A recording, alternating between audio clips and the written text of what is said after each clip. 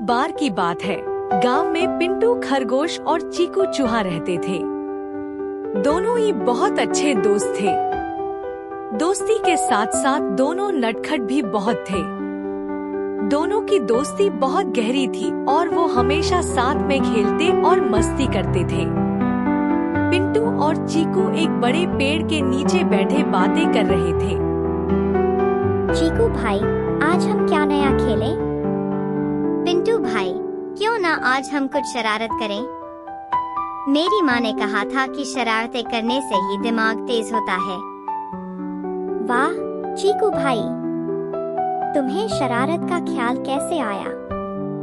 चलो देखते हैं आज किस पर शरारत करें। फिर दोनों दोस्त मिलकर शरारत की योजना बनाते हैं। चीकू भाई, क्या तुम्हें पता है गांव के बाहर एक बड़ा सा कद्दू का खेत है? क्यों ना वहां चलकर देखते हैं?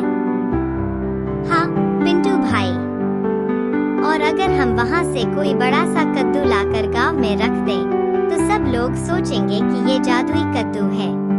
दोनों दोस्त खुशी खुशी खेत की ओर निकल पड़ते हैं। दोनों कद्दू के खेत में पहुंच जाते हैं और वहां दोनों को एक बड़ा सा कद्दू दिखाई देता है। कद्दू को देखते ही दोनों खुश हो जाते हैं। चीकू भाई, हे भगवान, कितना बड़ा कद्दू है। इसे उठाना तो बहुत मुश्किल होगा। चिंता मत करो पिंटू भाई, हम दोनों मिलकर इसे उठा लेंगे। जब हम दोनों साथ हैं फिर क्या फिक्र। और फिर क्या था, दोनों मिलजुल कर कद्दू उठाकर गांव में ले आते हैं और बहुत खुश होते हैं। और फिर गांव में एक मैदान के बीचों बीच कद्दू रख देते हैं और झाड़ियों के पीछे जाकर छुप जाते हैं। फिर इंतजार करने लगते हैं। इस कद्दू को देखकर गांव वाले क्या सोचेंगे। तभी वहां से दो किसान गुजर रहे होते हैं और कद्दू को देखकर हैरान हो जाते हैं। अरे भाई, क्या लगता है यह बड़ा सा कद्दू यहाँ कैसे आया? लगता है कोई जादू हुआ है। सच में भाई, यह तो जादुई कद्दू लग रहा है। इसे किसने यहाँ रखा होगा?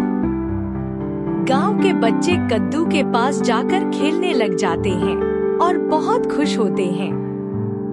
पिंटू और चीकू ये देखकर बहुत खुश होते हैं और अपनी शरारत का आनंद ले ही रहे होते हैं कि वहाँ अचानक से पिंटू की माँ आ जाती है। पिंटू, चीकू, यह तुमने क्या किया? यह कद्दू खेत से लाकर यहाँ क्यों रखा? माफ करना माँ, हम तो बस मजाक कर रहे थे। हाँ आंटी, हम तो बस सबको हंसाना चाहते थे। शरारत करना ठीक है, लेकिन हमें ध्यान रखना चाहिए कि किसी को नुकसान न हो। पिंटू और चीकू को अपनी गलती समझ आ जाती है। चीकू भाई, अब से हम थोड़ा ध्यान रखेंगे कि हमारी वजह से किसी को भी कोई नुकसान ना हो। बिल्कुल सही कहा पिंटू भाई, माँ की बात को हमेशा मानना चाहिए। दोनों दोस्त अपनी गलतियों से सीखते हैं और निश्चित करते हैं कि उनकी शरारतें कभी भी किसी को भी नुकसान नहीं पहुंचाएंगी। सीख: शरारतें मजेदार होती हैं, लेकिन हमें ध्यान रखना चाहिए कि हमारी शरारतें किसी को नुकसान न पहुंचाएं और हमें हमेशा अपने बड़ों की बातें माननी चाहिए। और आइए सीखते हैं ये 5 नियम। समझदारी से शरारतें करें। शरारतें मजेदार होती हैं, लेकिन हमें यह सुनिश्चित करना चाहिए कि हमारी शरारतें किसी को नुकसान न पहुंचाएं। मिलजुल कर काम करें। पिंटू और चीकू ने कद्दू उठाने के लिए मिलकर काम किया। एकता में बल होता है। बड़ों की बातें माने।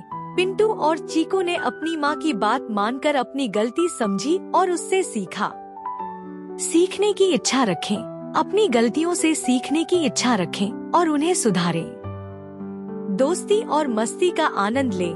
पिंटू और चीकू की तरह अपने दोस्तों के साथ खेलें और मस्ती करें, लेकिन जिम्मेदारी के साथ।